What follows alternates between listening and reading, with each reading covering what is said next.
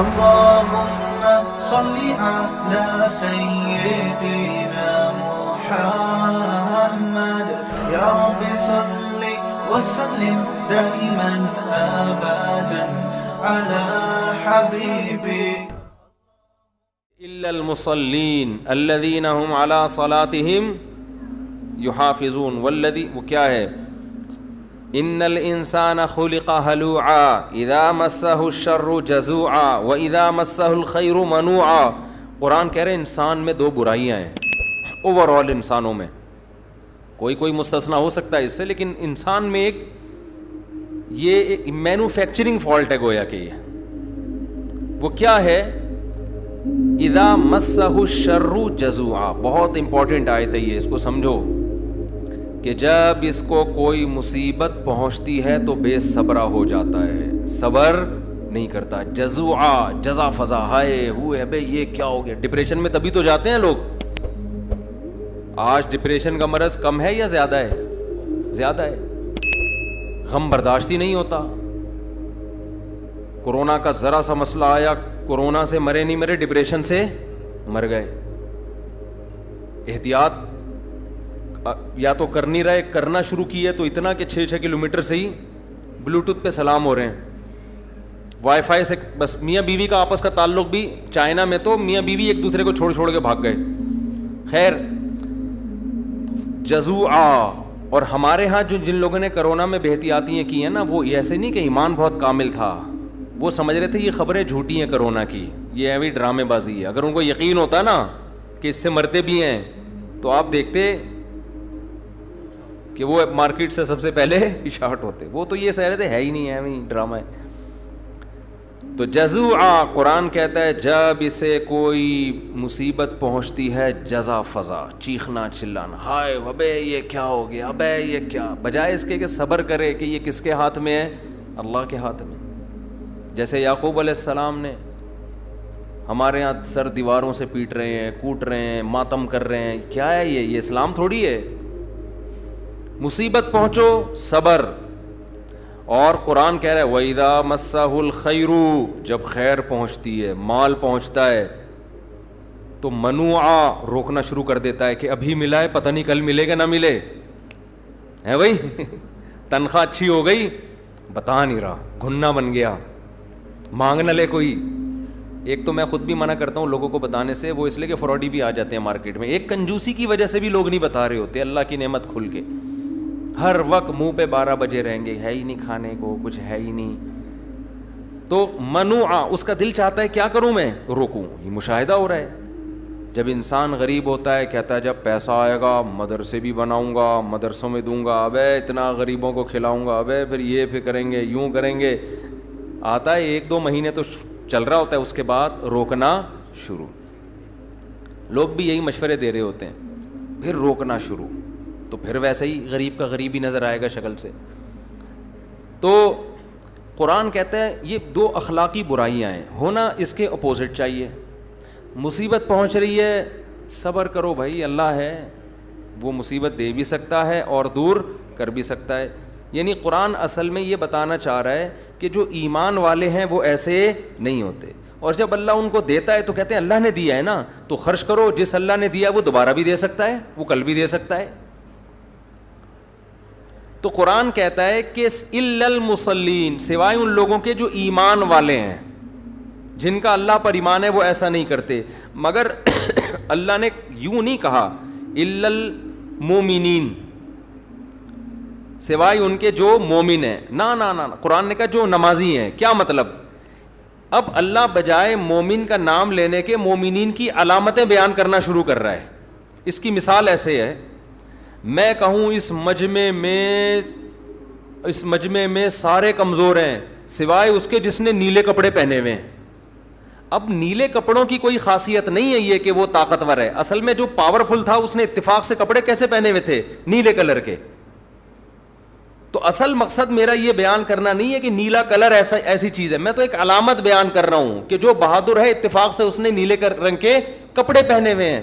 تو قرآن یہاں یہ کہنا چاہ رہا ہے کہ صبر کی طاقت اور جب اللہ پیسہ دے تو سخاوت یہ صرف مومن میں ہوتی ہے. لیکن قرآن مومن کا نام نہیں لے رہا. قرآن کہہ رہے سوائے نمازیوں کے اور وہ لوگ کے جن میں یہ علامتیں. کیا مطلب؟ جن میں یہ علامتیں نظر آئیں تو سمجھ لینا کہ وہی مسلمان ہے, باقی سارے غیر مسلم ہیں.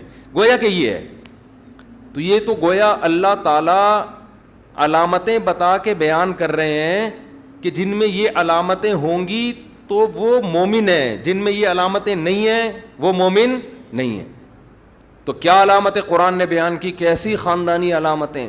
الا المصلین, فرمایا وہ لوگ جزا فضا نہیں کرتے, بے صبرے نہیں ہوتے اور کنجوس نہیں ہوتے جو نمازی ہیں. اب بہت سے لوگ کہتے ہیں ہم نے تو بہت سے نمازی کنجوس دیکھے ہیں. اس اشکال کا جواب جو میں نے تفسیر کی ہے اس میں مل گیا. اصل میں نمازیوں کو ہائی لائٹ نہیں کیا جا رہا. نہیں آئی یار. دیکھو میں دوبارہ اس مثال کی طرف آتا ہوں. میں نے کہا اس مجمع میں جتنے لوگ ہیں بزدل ہیں سوائے اس کے جس نے نیلے کپڑے پہنے ہوئے ہیں. آپ نے باہر جا کے دیکھا ایک نیلے کپڑے والا باہر, وہ تو بڑا بزدل ہے. آپ نے کہا انہوں نے تو کہا تھا جس کے نیلے کپڑے ہیں وہ کیا ہے؟ بہادر. اب آپ سمجھے کہ جس کے بھی نیلے کپڑے ہوں گے وہ کیا ہوگا؟ بہادر ہوگا. او بھائی نیلے کپڑے میں بہادری نہیں چھپی ہوئی, وہ تو اس کی ایک علامت تھی کہ وہ نیلے کپڑے پہن کے آیا ہے, اس لیے میں نے ہائی لائٹ کر دیا. تو قرآن بھی کہہ رہا ہے کہ اصل میں جو کامل جس کا خدا پر ایمان ہوتا ہے نا, جو مانتا ہے کہ جو کچھ ہوتا ہے کس کی طرف سے ہوتا ہے؟ اللہ کی طرف سے. خدا پر جس کی نظر ہوتی ہے وہ جزا فضا بھی نہیں کرتا اور وہ کنجوس بھی نہیں ہوتا. باقی جو خدا پر ایمان رکھتا ہے تو اللہ ہم تو دلوں میں جھانک کے نہیں دیکھ سکتے کہ ایمان کون رکھتا ہے, تو اللہ کہتے ہیں علامات سے بتا دیتا ہوں. جس کو دیکھو نمازوں کی پابندی کر رہا ہے اور یہی علامتیں اس کے اندر ہیں, تو اس سے اندازہ لگا لینا وہ کیا ہے؟ مومن ہے. اب اگر کوئی نماز کی پابندی کرے اور دل میں اس کے پکا ایمان نہ ہو تو یہ نماز کا قصور نہیں ہے, یہ اس کا اپنا قصور ہے, یہ اس کا اپنا قصور. جیسے فوج میں اکثر جو لوگ ہوتے ہیں بہادر ہوتے ہیں, بزدل آدمی کو فوج میں نہیں رکھا جاتا, کچھ ٹیسٹ لیے جاتے ہیں نا. آج میں جہاز میں آ رہے تھے, ایک فوجی میرے ساتھ بیٹھے ہوئے تھے, میں نے ان سے گپ شپ شروع کر دی, آج نہیں چند دن پہلے, تو وہ میں نے گپ شپ شروع کر دی. تو وہ میں نے کہا سلیکٹ کیسے, کن کن وجوہات کی بیس پہ بندہ سلیکشن سے رہ جاتا ہے؟ تو اس میں ایک وجہ یہ بھی تھی کہ بندہ ہی نہ ہو. ٹھیک ہے نا, بندہ کیا ہو؟ بندہ ہی نہ ہو. تو ظاہر ہے کچھ تو اب شب برات کا پٹاخہ پھٹا اور جناب وہی والا قصہ ایک زمانے میں نا, وہ پھر قصے لمبے ہو جاتے ہیں, جلدی جلدی فارورڈ کر کے وہ چلا دیتا ہوں میں. وہ ایک انگریز جو ہے نا یار, پھر وہ بھی سن رہے ہوتے ہیں دوسرے مذہب والے بھی, پھر وہ بولتے ہیں ہمارا مذاق اڑا رہے ہیں, رہنے دو. خیر, تو میں نے کہا کہ یار جو وردی میں آپ کہوں گے بھائی بہادر کون لوگ ہوتے ہیں, تو میں مثال دے رہا ہوں یار, جن کے اس طرح کی وردی ہو, ڈریس ہو, تو وہ کیا ہوتے ہیں؟ بہادر. تو اصل میں وہ اس لیے نہیں کہ وردی ہے, اس لیے کہ وہ آرمی میں ہے, ان کی سلیکشن کے وقت یہ چیز دیکھی گئی ہے. اب آپ نے دیکھا ایک آدمی وردی پہن کے, آرمی کی وردی پہن کے گھوم رہا ہے, وہ ہے نہیں فوج میں, ویسے ہی ابا کی وردی اس نے پہن کے گھوم رہا ہے, اور بزدل چھپکلی دیکھ کے بے ہوش. دوسری شادی کا کہیں بیان سنا اور خوف کی وجہ سے بے ہوش. آپ نے کہا مفتی صاحب نے کہا جو وردی والے ہیں وہ تو بہادر ہوتے ہیں, یہ تو وردی میں تھا مگر بہادر نہیں ہے. تو میں کہوں گا بھائی یہ وردی اصل میں ایک علامت تھی اس بات کی کہ یہ بندہ فوج میں ہے, اور جو فوج میں ہوتا ہے اس میں یہ دیکھا جاتا ہے کہ بزدل آدمی کو نہیں رکھا جاتا. تو یہ وردی تو ایک علامت کے طور پہ میں نے بیان کیا. ایسا ہو نہیں سکتا فوج میں اور وردی نہ پہنتا ہو. اب یہ نہیں کہ کوئی بھی مکھن چوٹ کے وردی پہن لے تو ہم اس کو وہ سارے بینیفٹس دینا شروع کر دیں. تو قرآن نمازی کی جو بیان کر رہا ہے نا کہ نمازی کنجوس نہیں ہوتا اور نمازی میں بے صبری نہیں ہوتی, تو قرآن اصل میں نمازی کی صفات نہیں بیان کر رہا, قرآن اصل میں اہل ایمان کی صفات بیان کر رہا ہے. لیکن اہل ایمان اور نماز چونکہ ایک دوسرے کا لازمی جزو ہے, جیسے فوج اور وردی ایک دوسرے کا لازمی جزو, تو علامت سے بات جلدی سمجھ میں آ جاتی ہے. کیونکہ ہم کس کا کارڈ نکال کے دیکھیں گے یہ فوج میں ہے یا نہیں ہے؟ بھئی علامت ہے وردی ہے تو فوج میں ہے, وردی نہیں ہے تو فوج میں نہیں ہے. تو نمازی ہے تو مسلمان ہے, نمازی نہیں ہے تو مومن نہیں ہے. تو اب ہم جیسے لوگ جو نماز میں آ جاتے ہیں وہ نماز پڑھ رہے ہیں روٹین کی. ایمان کیا ہے دل سے؟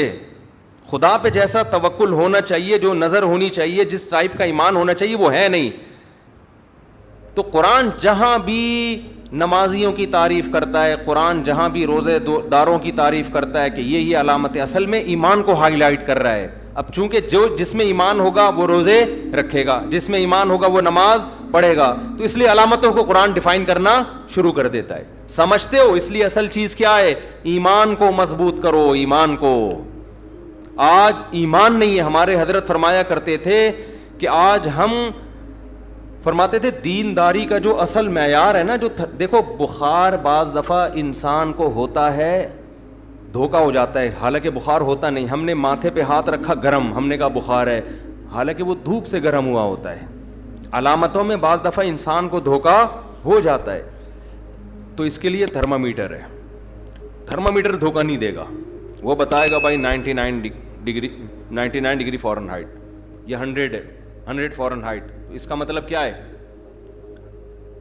سینٹی گریڈ نہیں, 100 ڈگری سینٹی میں ابلنا شروع ہو جائے گا. وہ ایک صاحب مجھے کہنے لگے 100 ڈگری سینٹی گریڈ اس کو بخار ہے. میں نے کہا بس اس کو دفنانے کے بھی قابل اب وہ نہیں رہا, اتنا ابل چکا ہوگا, اب کہاں دفن, اب تو اس کو کیا کرے, اب اس کو ریپیئرنگ بھی نہیں ہو سکتی اب اس کی. تو قرآن کیا بیان کرتا ہے؟ ہاں میں یہ کہہ رہا تھا تھرمامیٹر سے پتہ چلتا ہے کہ حقیقت میں بخار ہے یا نہیں ہے, یہ تھرمامیٹر سے پتہ چلتا ہے. تو ہمارے حضرت فرمایا کرتے تھے کہ اصل میں سچی مچی کا دیندار ہے یا نہیں ہے, یا روایتی نمازیں چل رہی ہیں. اس کا پتہ اسی سے چلتا ہے کہ جب کوئی اس پر مصیبت آتی ہے, پریشانی آتی ہے, تو اس کا ری ایکشن کیا ہوتا ہے. اس سے پتہ چل جاتا ہے یہ کتنا پانی میں ہے. ایک دم پاگلوں کی طرح بالکل غموں میں دیکھ لو نا, لوگ سر دیواروں سے جا کے مار رہے ہیں, ہائے یہ کیا ہو گیا, ہائے اللہ کو میں ہی ملا تھا ٹینشن دینے کے لیے. عورتیں بعض دفعہ, اللہ سب عورتوں کے بچوں کی حفاظت کرے, بچہ مر جاتا ہے بالکل ہی دماغ سے کھسک جاتی ہیں, دیوار سے سر جا کے, ماں میرا بچہ, میرا بھائی مسافر خانہ ہے یار, برداشت کرو جتنا اللہ توفیق دے. ہم نے ایسی عورتیں بھی دیکھی ہیں, جوان بیٹے کا جنازہ گھر میں, اچانک ہارٹ اٹیک سے جوان بیٹا مر گیا, آنسو نکل رہے ہیں, لیکن اللہ سے کہہ رہی ہیں اللہ یہ آنسو میرے اختیار میں نہیں ہے, کہیں ایسا نہ ہو صبر کا ثواب میرا ضائع ہو جائے. ایسی ہم نے اپنی زندگی میں دیکھی ہیں مائیں, روتے ہوئے ڈر رہی ہیں اللہ صبر کا ثواب تو نہیں ضائع ہو جائے گا اس سے. ان کو علماء مسئلہ بتا رہے نہیں جی رو لو, اس سے ثواب ضائع نہیں ہوگا. لیکن چیخنا چلا کے رونا جائز نہیں ہے. آج کسی کے ہاں میت ہو جائے, خواتین کیسے چیختی ہیں, شوہر مر گیا, ہاں ہو ایک شور شرابہ, اور اس کو فیشن سمجھا جاتا ہے. اگر کوئی بیچاری آہستہ آہستہ رو رہی ہے, دوسری عورتیں کہتی ہیں دیکھو یہ تو عمل سے لگ رہا ہے انتظار میں تھی کہ کب مرے. یہ شو بازیاں چل رہی ہیں. باپ کا انتقال ہو گیا, بیٹا آرام سے رو رہا ہے, ابے ان کو تو لگتا ہے غم ہی نہیں ہے, یہ تو دیکھو یہ تو بالکل نارمل, ایک آدھ آنسو وہ تو ویسے ہی انسان ٹپکا دیتا ہے. اور جو چیخ رہا ہے نا اچھل اچھل کے ہاں ہاں کہتے ہیں, یہ ہے اصل باپ سے محبت کرنے والا. تو یہ فیشن بن چکا ہے میتوں پہ رونا, آ کے پھر رلانا, یہ بھی ہے. اچھا بھلا وہ لوگ چپ کر کے بیٹھے ہوئے ہیں نا میت والے, آپ کے باہر سے کوئی رشتہ دار آئیں گے, دوبارہ سے وہیں سے جہاں سے پروگرام ختم ہوا تھا, شروع ہوا تھا نا, وہیں سے دوبارہ سے شروع ہو جائے گا. تو جو آتا ہے پھر وہ ایک نئی کہانی شروع کر دیتا ہے. عید کے دن اکثر لوگ کیا کرتے ہیں, کسی کے ہاں میت ہوئی ہو نا تو پہلی عید میں جا کے اس کو رلاتے ہیں جا کے, یہ بھی غلط ہے. عید کا دن تو خوشی کا دن ہے. ہاں یہ ایک نیچرل ہے کہ عید کے دن آپ کے کوئی قریبی عزیز اگر پچھلی عید میں آپ کے ساتھ تھے, اس عید کو نہیں ہے, تو لاشعوری طور پر غم, کیونکہ یہ تو ایک ایسا غم ہے ہم نے خود بھگتا ہوا ہے. ہمارے والد صاحب تو عید کے دن بڑا زبردست انتظام کرتے تھے, رمضان پورا ہمارا ان کے ساتھ گزرتا. تو جب پہلی عید ہماری زندگی میں آئی نا والد صاحب کے بغیر, تو وہ مجھے یاد ہے کہ وہ دن ہم پہ بڑا بھاری گزرا. ہمیں ایک ایک پل یاد آ رہا تھا, یار والد صاحب صبح نماز پڑھ کے آتے تھے, پھر یہ کرتے تھے, وہ آج وہ ہماری زندگی میں نہیں ہے. تو یہ لاشعوری, یہ تو محبت کی علامت ہے. لیکن اس کی وجہ سے آپ کپڑے نہ پہنیں, نہائیں دھوئیں نہیں, خوشبو نہ لگائیں, اچھا کھانا نہ کھائیں, یہ کیا ہے؟ حرام ہے. جو غم نیچرل ہے وہ غم ہوگا, اور اس پہ اللہ خوش بھی ہوتا ہے. اگر اتنا بھی غم نہیں ہو رہا کہ آپ کی عید کے دن آپ کو اپنی ماں یاد ہی نہیں آ رہی, اور اپنا مرحوم آپ کو جو ہمیشہ عید آپ کے ساتھ منایا کرتے تھے، تو یہ تو اس کی علامت ہے آپ پتھر دل ہے نا، یہ تو اس کی علامت ہے آپ کا دل کیا ہے، پتھر کا ہے. تو جو غم خود بخود ہو رہا ہے وہ نیچرل ہے، سوچ سوچ کے اس غم منانے کی آپ کو عید کے دن اجازت نہیں ہے، کیونکہ غم کا دن نہیں ہے، یہ کس کا دن ہے، خوشی کا دن ہے.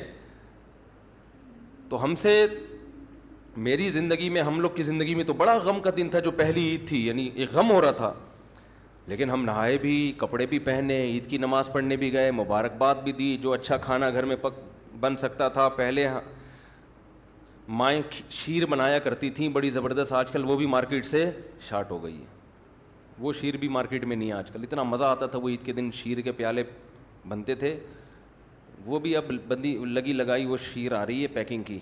خیر اب کیا دکھڑے لے کے بیٹھے ہم. تو جو خود بخود غم ہو رہا ہے وہ ٹھیک ہے، عید کے دن غم پراپر طریقے سے منانا یہ کیا ہے، یہ غلط ہے. اب رشتہ دار آ کے آپ کو چھیڑ رہے ہیں نا کہ رو، ٹھیک ہے نا، رو، تو یہ ٹھیک نہیں ہے. خیر میں کہاں سے کہاں بات چلی گئی. تو قرآن کہتا ہے اذا مسہ الشر جزوعا واذا مسہ الخیر منوعا. تو خوشی میں اترانا نہیں ہے، بہت پیسہ آ گیا، ابھی غریب تھے اچانک پیسہ آ گیا تو بالکل کالر ہی نیچے نہیں ہو رہا. نیا نیا پیسہ آتا ہے نا آدمی کے پاس، شو مار رہا ہوتا ہے باتوں باتوں میں جا کے، تو پتہ چل جاتا ہے یہ اس کی اوقات تھی نہیں لیکن اس کے پاس آ گیا ہے. اچھا دوسروں کو جو چڑ ہوتی ہے نا یہ بھی اس کی علامت ہے، یہ ان کی بھی اوقات ہے نہیں، وہ بھی چڑ کر رہے ہوتے ہیں. اس کی سائیکل پہ گھومتا تھا، لینڈ کروزر پہ گھوم رہا ہے، گھومنے تو لینڈ کروزر، ہیلی کاپٹر پہ گھوم جائے، تمہیں کیا مسئلہ ہو رہا ہے تمہارے ساتھ. خیر تو قرآن کیا کہتا ہے، جلدی سے یہ آیت میں مکمل کر لوں نا جو آج ہم نے پڑھی ہے. الا المصلین، تو ایمان کی پہلی علامت قرآن کیا بیان کرتا ہے، جیسے بخار ہوگا تو ماتھا لازمی گرم ہوگا، ایسا ہو نہیں سکتا کہ ماتھا گرم نہ ہو، لیکن یہ ضروری نہیں ہے کہ ماتھا گرم ہو اور بخار بھی ہو.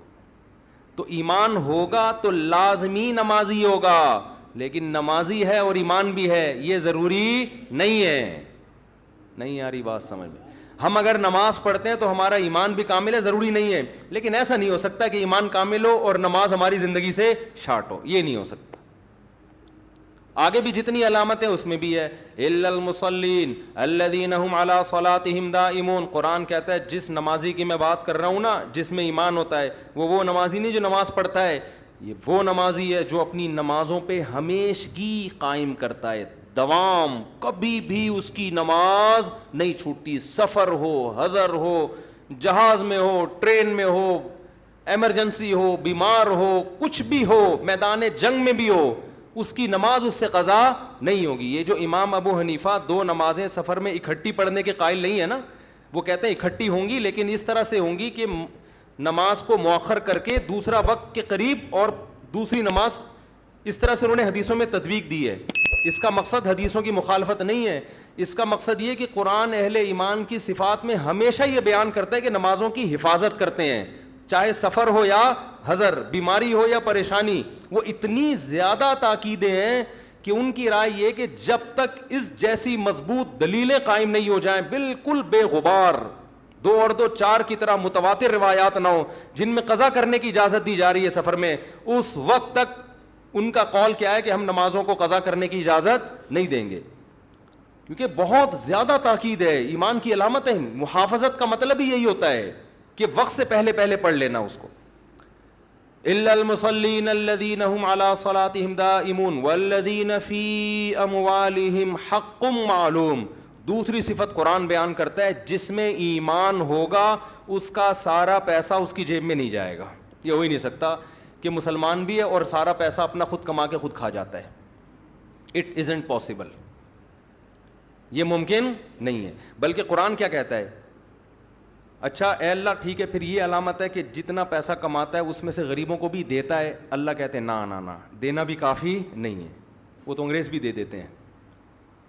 کہتے ہیں حق للسائل والمحروم، ان کے مال میں جو مستحق بھکاری ہیں اور جو محروم لوگ ہیں ان کا پراپر حصہ ہوتا ہے. حق کا مطلب لازمی، یہ سمجھتے ہیں یہ تو لازمی دینا، یہ ہمارا ہے ہی نہیں، یہ تو اللہ نے ہمیں زیادہ ایکسٹرا اس لیے دیا ہے تاکہ ہم ان کو دیں. تو اللہ ڈائریکٹ ان کو دینے کے بجائے ہمارے ذریعے سے دلوا رہا ہے، یہ انہی کا ہے.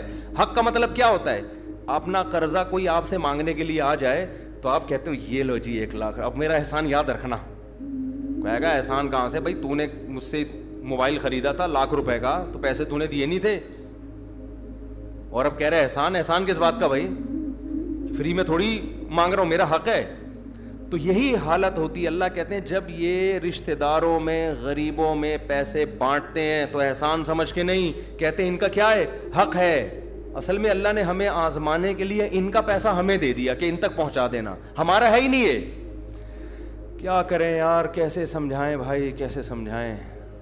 تو مسلمان کنجوس نہیں ہوتا, دیتا رہتا ہے. لے بھائی اس کو بھی دیا, ادھر بھی دیا, کچھ بہنوں میں دیا, بھائیوں میں بانٹ دیا, کچھ پھپھی خالہ کو دے دیا, ادھر پتہ چلا بیوہ بہن ہے, یہ لو بھائی اتنے پیسے لے لو. ادھر پتہ چلا جی وہ کیا نام, بیگم کا اس لیے ذکر نہیں کرنا, اس کا تو تمہارا باپ بھی دے گا زیادہ تر. ہاں کوئی کنجوس شوہر ہو تو پھر اس کو ہم الگ سے جمع کے بیان کر دیں گے. وہاں تو نو کا آپشن ہے ہی نہیں, کیونکہ میں بھی ایک شوہر ہوں نا, مجھے بھی پتہ ہے وہاں نو کا آپشن نہیں ہے. یہ آزمائش تو وہاں ہے جہاں نو کا آپشن بھی ہو اور یس کا آپشن بھی ہو, وہاں پتہ چلتا ہے. یہاں تو آپ کے باپ کو بھی دینا ہے, اور اگر 2 شادی کر لی پھر تو گئے کام سے. یہاں تو یہ ہو نو کا ہے ہی نہیں آپشن. آپ نے جس دن کہا 5-6 کے بجائے 5 انڈے آئیں گے, 6 کی طاقت نہیں ہے, پھر دوسری کی کیوں جب پیسے نہیں تھے. جب پیسے نہیں تھے, جب ایک کے حقوق ادا نہیں ہو رہے تو دوسری کی کیوں. تو یہاں تو پھر اور مسئلے ہیں, پھر بھی کرو ایسی کی تیسی, اللہ 6 انڈوں کی پیسے دے دے گا انشاءاللہ, ٹھیک ہے نا. خواتین خوش ہو جاتی ہیں بھی ہمارے فیور میں جا رہا ہے, اچانک پھر میں ٹن مارتا ہوں. تو لیکن اگر کوئی کنجوس آدمی ہے تو اپنی بیوی پہ بھی میرے بھائی دل کھول کے خرچ کرے, کیونکہ نبی صلی اللہ علیہ وسلم نے فرمایا سب سے افضل صدقہ وہ ہے جو اپنی زوجہ کو کھلاتے ہو. اس لیے کہ وہ بھی کسی کی بیٹی ہے, گھر بار چھوڑ کے تمہارے گھر میں آئی ہے, اور تم بھی تو چاہتے ہو نا تمہارا داماد تمہاری بیٹی کو کھلایا کرے, یا وہ ترسا کے دے اس کو. تم جیسے چاہتے ہو تو اپنی بیوی کو بھی کھل کے کھلایا کرو. یہ رواج ڈالو, مرد کھلاتا ہوا اچھا لگتا ہے لیکن عورتیں کھاتی بھی اچھی نہیں لگتی, کیونکہ وزن بڑھ جاتا ہے ان کا. تو کہاں سے کہاں بات چلی گئی یار, ایک تو کیا بات ہو رہی تھی. تو قرآن کہتا ہے کہ ان کے مال میں حق ہے, بھکاریوں کا بھی حق اور محروم کا بھی حق ہے. بھکاری سے مراد پروفیشنل بھکاری نہیں ہے, خوب سمجھ لیں, جو واقعی مجبور ہو, بیچارہ مجبوری میں مانگ رہا ہو آپ سے آ کے. وفی اموالہم حق للسائل والمحروم والذین, وہ کیا ہے بھائی, آج ہی پڑھی ہے ہم نے, والذین هم علی صلاتہم دائمون والذین هم لفروجہم حافظون. اللہ فرماتے ہیں کہ جو ایمان کی جو علامتیں ہم بیان کر رہے ہیں کہ جن لوگوں میں صبر ہوتا ہے, جو ایک ٹینشن نہیں لیتے اور سخاوت ہوتی ہے, ان کی ایک تیسری علامت کیا ہے کہ وہ اپنی شرمگاہ کی حفاظت کرتے ہیں. الا علی ازواجہم او ما ملکت ایمانہم, سوائے اپنی بیوی اور باندیوں کا آج کل کوئی تصور نہیں ہے, بالکل بھی فری ہونے کی کوشش نہ کرے. بہت سے لوگ ہیلے بہانے کر کے یار اگر ہم جنگ میں کسی عورت کو قید کر کے لے آئے تو باندی بن جائے گی. اب نہیں بن سکتی, کیونکہ باندی بنانے کے لیے میں نے اس پہ بڑی تحقیقی ایک مقالہ لکھا تھا, عربی میں ہے, وہ اردو میں نہیں ہے. تو وہ عربی میں ہم نے 2006 میں نا یہ بڑی بحث چلی تھی, باندیاں آج کے دور میں جائز ہیں یا نہیں بنانا. 2005 یا 4 میں ایک مقالہ میں نے جامع رشید میں پڑھا ہوا ہوگا وہ. تو اس میں فقہائے کرام نے یہ بات لکھی ہے کہ یہ تملک بالقہر, یعنی قہر سے, غلبے سے آپ جو مالک بنتے ہیں, اس میں بہت ساری شرطیں ہیں.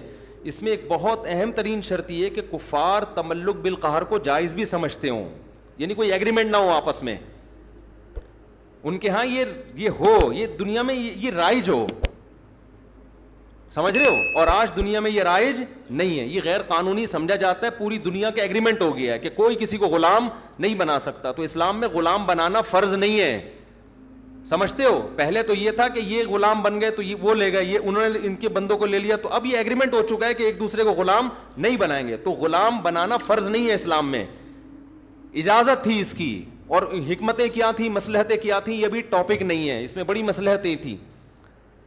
اب اگر یہ چیز پوری دنیا میں ایک لا بن چکا ہے, تمام ملکوں نے اس کو تسلیم کر لیا ہے, تو اب یہ اللیگل ہے, اب یہ غیر قانونی ہے. اب اگر کسی نے کیا تو وہ باندی بنے گی نہیں, سمجھتے ہو, اب وہ زنا کہلائے گا, سمجھتے ہو بات کو کہ نہیں سمجھتے ہو؟ بعض لوگ کہتے ہیں کہ اسلام میں ایک چیز جائز تھی تو کون پابندی لگا سکتے ہیں، اسلام میں فرض واجب نہیں تھی، اور اگر ترغیبی بھی ہوتی نا تو ترغیب بھی غلاموں کو آزاد کرنے کی ہے، غلام بنانے کی کہیں بھی ترغیب نہیں ہے. آزاد کرنے کی تو بہت ہے کہ اسلام نام ہے غلام آزاد کرنے کا، قرآن کہتا ہے، اور قسم کے کفارے میں غلام کو آزاد کروایا جا رہا ہے، اور قتل ہو گیا آپ سے غلطی سے تو غلام آزاد کرو. تو آزاد کرنے کا تو ہمیں ملتا ہے، بنانے کی کوئی ترغیب نہیں ملتی. اب وہ کیا وجوہات سے اسلام نے اجازت دی تھی وہ ابھی ٹاپک نہیں ہے، بہت لمبی بحث ہو جائے گی. تو اب یہ ممکن نہیں، اب آپ کے پاس بیوی کے علاوہ کوئی اور آپشن نہیں ہے. تو اس میں انٹرنیٹ پر فحش فلمیں دیکھنا بھی آ گیا، ہینڈ پریکٹس بھی آ گیا، اور پتہ نہیں کیا کیا بےہودگی معاشرے میں رائج ہو رہی ہے. تو عورت سوائے اپنے شوہر کے اور شوہر سوائے اپنی بیوی کے، ان کے علاوہ کسی اور سے اس قسم کا کوئی ریلیشن قائم کرنا یا کوئی انسٹرومنٹ وغیرہ بےہودگی، یہ بھی آج کل بہت چل پڑی ہے. یہ تمام چیزیں اسلام نے حرام قرار دے دی ہیں. تو صرف اس ایک دوسرے سے لطف اندوز ہو سکتے ہیں، اس کے علاوہ اور کوئی راستہ نہیں ہے. قرآن کہہ رہے ہیں ہاں یہ لوگ قابل ملامت نہیں ہیں. تو آپ نکاح کریں، 4 بیویاں رکھیں اپنے خرچے پہ، قابل ملامت نہیں ہیں. اور اگر برے راستے کی طرف گئے تو یہ قابل ملامت ہے. اور پھر قرآن کہتا ہے فمن ابتغى وراء ذلك فاولئك هم العادون والذین هم لاماناتهم وعهدهم راعون. موسٹ امپورٹنٹ شرط اللہ کہتے ہیں جو میں نے بتایا نا، ایمان والے صبر بھی کرتے ہیں، تو ان کی ایک اور لازمی علامت کہ جہاں ایمان ہوگا یہ چیز لازمی ہوگی، یہ اپنی امانتوں اور معاہدوں کی پابندی کرتے ہیں. زبان کے کیا ہوتے ہیں؟ 1 نمبر، گولی باز نہیں ہوتے. یہ چیز بھی آج کیا چل رہی ہے؟ شارٹ. داڑھی والا بھی ٹوپی کرا رہا ہوگا، نمازی بھی کرا رہا ہوگا، اور آپ کسی سے کوئی وعدہ کر لیں کہ میں تمہیں اتنے دن کے بعد پیسے دے دوں گا، سوال ہی پیدا نہیں ہوتی آپ دے دیں. آپ نے جب مالک مکان سے ایگریمنٹ کیا، اکثر ایگریمنٹ ہوتا ہے کم از کم 5 تاریخ تک کرایہ مل جانا چاہیے. میرا خیال ہے 99% لوگ 5 تاریخ تک کرایہ نہیں دیتے. پاکستان میں تو نہیں دیتے. مالک مکان فون کرتا ہے، سائلنٹ پہ رکھ لیا فون، نمبر آف کر دیا، اٹھا نہیں رہے، 10 15 دن. بھائی بول دیا نا جب پیسے آئیں گے تو دے دوں گا، کہ بھاگے جا رہا ہوں میں.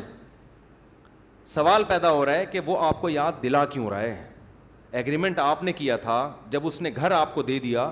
میں اکثر کرایہ داروں کے حقوق پر بیان نہیں کرتا، مالک مکانوں کے حقوق پر بیان کرتا ہوں، حالانکہ میں خود کرایہ دار ہوں، مالک مکان نہیں ہوں. نہیں یہی بات. اکثر لوگ نا لینڈ لارڈ کو ظالم سمجھتے ہیں. اس کی میں ایک مثال دیتا ہوں.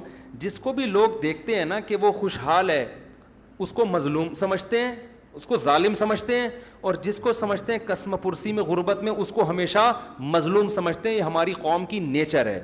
ایک مثال دیتا ہوں. بائک والا جب بھی ٹکرا کے نہ گرے گا، چاہے خود سے جان کر غلطی کر رہا ہو، آ رہا ہے بیچ روڈ پہ زگ زیگ چلاتے ہوئے، ٹرک کے بیچ میں آ کے دھاڑ گڑ کے مار دی، پٹے گا کون؟ ٹرک والا، جس کا اتنا سا بھی قصور نہیں ہوگا. آپ دیکھ لو بائکوں والوں کو کیسے چلا رہے ہوتے ہیں، بیچ روڈ پہ اپنی بیوی، بچے، اماں، چاچی، مامی، اور پھر اگلے بچے وہ ادھر ٹینکی پہ، اور بیچ روڈ پہ چلا رہا ہے. تو سائڈ پہ نہیں چلا سکتا اتنے خاندان کو لے کے؟ مجھے تو غصہ آتا ہے نا. تو پھر ہارن دے رہے، ہٹ نہیں رہا. پھر آپ جب سائڈ سے نکال رہے ہیں تو ہارن دے کے اور اسی سائڈ پہ آ گیا، بجائے ادھر آ گیا آپ کے نیچے. بیچاری کوئی خاتون تھیں، وہ بھی نیچے پڑی ہوئی ہیں، بچے بھی پڑے ہوئے ہیں. پٹ کون رہا ہے؟ وہ لینڈ کروزر والا پٹ رہا ہے یا ٹرک والا پٹ رہا ہے. رکشا جب بھی ایکسیڈنٹ ہوگا، رکشے والے کو کوئی کچھ بھی، یہ نیچر ہے لوگوں کی. آپ لینڈ کروزر میں جا رہے ہیں، آپ کے ساتھ گارڈ ہیں، آپ کے ساتھ یہ، وہ بڑی احتیاط سے ڈرائیونگ کر رہے ہیں آپ. رکشا والا ایک دم لے کے آیا اور ٹھک گیا، پٹے گا کون؟ میں ایک دفعہ ریوو میں جا رہا تھا، میرے ساتھ گارڈ بھی بیٹھے ہوئے تھے. مجھے شوق ہے اکثر خود ڈرائیونگ کرنے کا، چاہے کسی اور کی گاڑی بھی ہو. تو لوگ کہہ رہے ہوتے ہیں یہ دیکھو لینڈ کروزر میں جا رہے ہیں، ایسی ایسی گاڑی ہے. آپ کو کیا پتہ یہ میری گاڑی ہے، کسی سے ادھار لی ہوئی ہے بھائی ہم نے. یہ بھی ہو سکتا ہے ہماری ہو، یہ بھی ہو سکتا ہے یہ زکوٰۃ کی گاڑی ہو، کسی نے ہم کو کہا ہے کسی غریب کو جا کے دے دو. اور اگر ہماری بھی ہے تو آپ کو کیا تکلیف ہے بھائی؟ لوگ کہتے ہیں مولویوں کو دیکھو ادھر بیانات میں دنیا مسافر ہیں. اور میری جو ریوو کی ڈرائیونگ کی ایک ویڈیو یوٹیوب پہ پڑی ہوئی ہے نا, بڑی شو بازی والی, جیسے چلتے ہوئے آ رہے ہیں, جیسے کوئی شوٹنگ کے لیے جا رہے ہیں اور بیٹھ رہے ہیں, اور یہ میں نے نہیں بنائی, یہ لوگ چھپ چھپ کے بنا کے یوٹیوب پہ ڈال دیتے ہیں, ورنہ یہ چھچور پنا مجھے ذرا سا بھی اچھا نہیں لگتا. لوگوں نے کہا مفتی صاحب آپ کیا کر رہے ہو, آپ کے شوٹنگ کے لیے جا رہے ہو, آپ یہ کیا ڈرامے بازی. اپنے قریبی دوستوں نے, میں نے کہا بھائی ہمیں تو پتہ بھی نہیں تھا کہ ایسے ویڈیو بن رہی ہے. مجھے تو ابھی یہ عکس رمضان پروگرام میں ہمارے دوست نے کہا کہ آپ نماز پڑھیں اور یوں ایسے رکوع میں نے ویڈیو بنا. میں نے کہا اللہ کا واسطہ معاف کر دو یار, ہم نماز پڑھ رہے ہیں, یہ ڈرامے کیا ہو رہے ہوتے ہیں دیکھو کیمرے میں دکھانے کے لیے, نماز خشوع خضوع سے رکوع میں جا رہے ہیں, کیمرے والا چلا گیا, وہیں سے آپ اپنے گھر چلے گئے. چلو جی. میں نے جب پہلی دفعہ ریکارڈنگ کی نا, کیمرے کے سامنے آئے, ایک چینل کو میں نے انٹرویو دیا, اس چینل والے نے میرا انٹرویو لیا, میں نہیں بتاؤں گا کون چینل تھا, اور سامنے 2 بندے لا کے بٹھا دیے جو میری بات سن رہے تھے اور سوال کر رہے تھے, میں جواب دے رہا تھا. اب وہ سو رہے تھے, ان کو کیا, ان کو تو گن پوائنٹ پہ لا کے بٹھایا ہے کہ بھائی مفتی صاحب آئیں گے اور یہ کریں گے, آپ نے ایسے گردن ہلانی ہے اور سننا ہے, جیسے وہ سننی, ان کو دلچسپی نہیں تھی. اب میں سمجھا رہا ہوں, مجھے بھی بوریت ہونے لگی یار, یہ کن کو لا کے بٹھا دیا. جب میں نے وہی چینل پہ دیکھا نا وہ پروگرام چلا ہے, ایسا لگ رہا ہے میں بات کر رہا ہوں اور بڑے آرام سے نا, جی اچھا ایسے ایسے. وہ ہوا یہ ہے کہ میرے جانے کے بعد اس چینل نے ان کو بٹھایا, بولا اب یوں یوں گردن ہلاؤ, جیسے سب سمجھ میں آ رہا ہے. ان کے شارٹ لیے ایسے نا, یہ ہوتا ہے چینلوں میں, ان کے شارٹ لیے وہ یوں کر رہے ہیں ایسے, جیسے میں نے کہا ادھر تو بڑے غور سے سن رہا ہے. اس کو میں نے پکڑ لیا, اس نے کہا مجھے ہمیں بعد میں بٹھا کے نا یوں یوں یوں نا ہم سے گردنیں ہلوائی گئیں. ایک دفعہ یوں کروایا کہ کوئی کچھ ایسی بھی تو ہونی چاہیے بات جو سمجھ میں نہ آئے, اور ایک دفعہ یوں کروایا, ایک دفعہ یوں کروایا, ایک دفعہ مسکروایا, اور اس کے بعد یہ لا کے جوڑ کے چلا دیا مارکیٹ میں. تو یہ ہوتا ہے ٹھیک ہے. تو میرے اس طرح کی کچھ لوگ چیزیں بنی ہوئی ہیں, تو وہ میں نے نہیں ڈالی, وہ لوگ ڈال دیتے. ہاں سوئمنگ کی اگر میں جب کر رہا تھا تو کوئی ویڈیو بنا رہا تھا, میں نے کہا بنانے دو, تاکہ لوگوں کو مولوی اگر کسی کو تیرتا ہوا برا لگ رہا ہے تو لگے, اس کو لگے کہ یار یہ اس کو نا کہ یہ کیوں مولانا صاحب کیوں تیر رہے ہیں. تو وہ میں نے بنائی, وہ بھی نہیں تھی خود, لیکن کوئی بنا رہا تھا کہ ڈال دیں گے یوٹیوب پہ. میں نے کہا مرضی ہے آپ کی. تو خیر میں آپ کو عرض کر رہا تھا, یہ ہماری قوم کی نیچر ہے, ہمیشہ جو لینڈ لارڈ ہوگا نا وہی ظالم کہلاتا ہے, چاہے وہ مظلوم ہی کیوں نہ ہو. تو میں جا رہا ہوں ریوو پہ, چلاتا ہوا, گارڈ بیٹھے ہوئے, یوں یوں آرام آرام سے, میں تو بہت خیال کر کے چلاتا ہوں گاڑی. وہ ایک بائک والا وہی یوں ایسے کرتا کرتا بڑی مشکل سے بچا, الحمدللہ بچ گیا وہ. لیکن اللہ کی قدرت کے آگے جا کے وہ سلپ ہو گیا, نہ میری گاڑی سے ٹچ ہوا ہے, نہ میں نے اس کو ٹکر ماری, وہ سلپ ہو گیا. پیچھے سے 2-3 بائکوں والے آئے بھاگتے ہوئے نا مجھے پکڑنے کے لیے کہ اس نے مارا. خام خامے کوئی آپ کے پاس ثبوت نہیں ہے کہ یہ گرا کیوں ہے. اچھا وہ اس کو بہت زیادہ کوئی چوٹیں بھی نہیں لگی تھیں, اپنی حماقت سے گرا ہے وہ. تو بائکوں پہ نا آ گئے, اب جیسے ہی قریب آئے, وہ روکو گاڑی, پیچھے سے آوازیں دے رہے ہیں. تو میں نے آہستہ کر لی, قریب آ کے کھڑے ہو کے دیکھا کہ میں ہوں, مجھے پہچان گئے وہ. اب نہ وہ جو ان کا غصہ تھا, اب وہ سمجھ میں نہیں آ رہا, ہم غصہ نکالیں تو کیسے نکالیں, بیان آ جائے گا ہمارے خلاف, اور اگر نہیں نکالیں تو ایک دم غصہ پینا بھی بہت مشکل کام ہوتا ہے نا. تو وہ بیچ کی کنڈیشن میں تھے. مفتی صاحب وہ خیریت, وہ بائک والا. میں نے کہا میں نے نہیں مارا بھائی, جا کے دیکھ لو آپ, میرا اس سے کوئی تعلق نہیں ہے, نہ ٹچ ہوا ہے, گاڑی پہ کوئی نشان دیکھ لو. کہنا اچھا جی السلام علیکم. میں نے کہا اگر ہم مفتی صاحب نہ ہوتے تو آج طبیعت سے پٹ چکے ہوتے. صحیح بات. اور پیچھے یہ گارڈ وارڈ بھی بیٹھے ہوئے تھے, اس لیے وہ اس سے بھی تھوڑا ڈر گئے, ورنہ آج مفتی صاحب کے 2-4 پرزے مارکیٹ سے شارٹ ہونے تھے.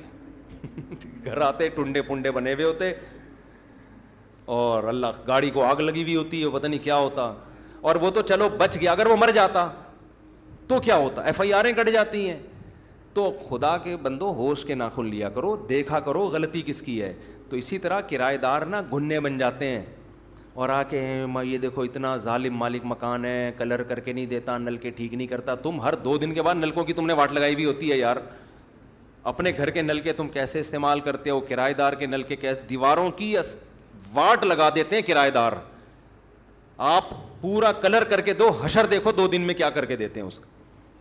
تو اس لیے میرا تو نظریہ ہے دو ہی نہیں کرائے پہ گھر اتنا تم کرایہ نہیں لوگے جتنی تمہارے گھر کی ریپیئرنگ میں خرچہ آ جائے گا. لیکن بہرحال مجبوری ہوتی ہے لوگوں کی.